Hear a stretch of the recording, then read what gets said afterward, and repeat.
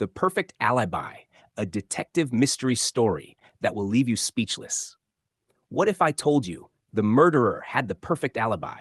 Not just believable, impossible to break. 3 witnesses confirmed it. Security cameras supported it. The timeline made sense. Even the victim's own smartwatch agreed. The police closed the case in less than 48 hours. But one tiny detail, a detail so small that everyone ignored it, would expose the truth. Tonight, I'll tell you the story of the perfect crime that was never perfect at all.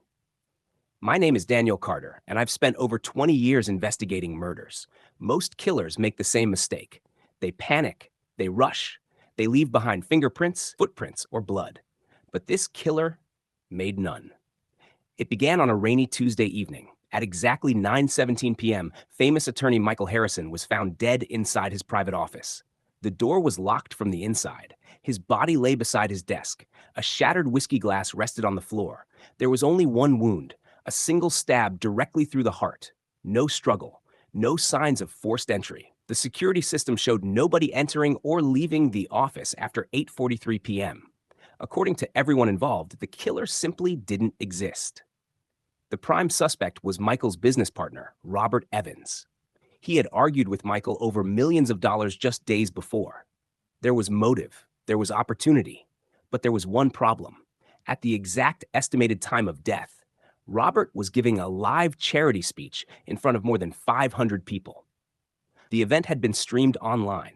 Hundreds of comments appeared in real time. News reporters interviewed him immediately afterward. There was no possible way he could have committed the murder. The district attorney officially ruled him out. Case closed. Except, something bothered me. Not the evidence, the silence. When people lie, they usually talk too much. Robert barely spoke. He answered every question calmly, never became emotional, never appeared relieved. Just prepared. That wasn't proof. But experience taught me to trust instincts. So I started again.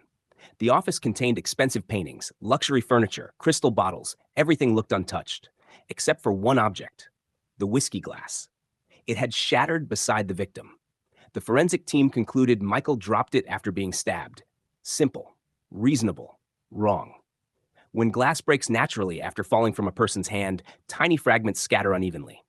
But these pieces formed a nearly perfect circle, almost as if someone carefully smashed the glass after it had already been placed on the floor. Why fake a broken glass? That question changed everything. The medical examiner agreed to review the body. A second examination revealed something surprising. Michael hadn't died instantly. He had been poisoned nearly 40 minutes before the stabbing. The knife wound wasn't the true cause of death. It was staged. Someone wanted investigators to believe the murder happened much later, which meant Robert's public appearance was part of the plan. If Michael was already dying before Robert stepped onto the stage, the alibi suddenly meant nothing. But how had the poison reached him? Coffee? Coffee? No. Food? No. Then I noticed something strange in a surveillance recording from earlier that afternoon. Michael always poured whiskey before signing important contracts. Always. But on that particular day, someone else prepared the bottle. His personal assistant, Emily Sanders, 28 years old, quiet, professional, invisible. She claimed she simply brought the bottle from the cabinet, nothing unusual, until we examined the cork.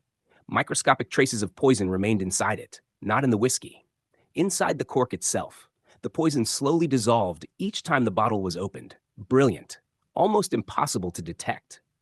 Emily confessed only after confronting her with the forensic results.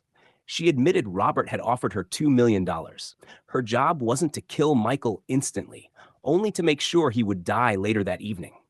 Robert never touched the victim, never entered the office, never appeared near the crime scene. Emily handled everything. Hours later, after Michael had collapsed from the poison, she entered using her employee access card. She stabbed the already dying man, locked the office, smashed the whiskey glass, left through a maintenance exit overlooked by investigators because everyone believed the timeline. The perfect alibi depended on one assumption, that the victim died from the stab wound. He didn't. Robert smiled when he was arrested. "You only caught me because you got lucky."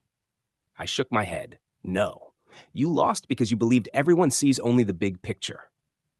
The truth usually hides inside the smallest detail. He never spoke another word. Emily received a reduced sentence after cooperating. Robert was convicted of first-degree murder and conspiracy. The case became one of the most studied investigations in our department, not because the killer was a genius, but because one tiny lie nearly defeated the truth forever. So remember, when every piece of evidence points in the same direction, look at the one piece that doesn't. Sometimes, that's where the real story begins. If you enjoyed this detective mystery, don't forget to like this video, leave a comment with your theory before the ending, and most importantly, subscribe to the channel.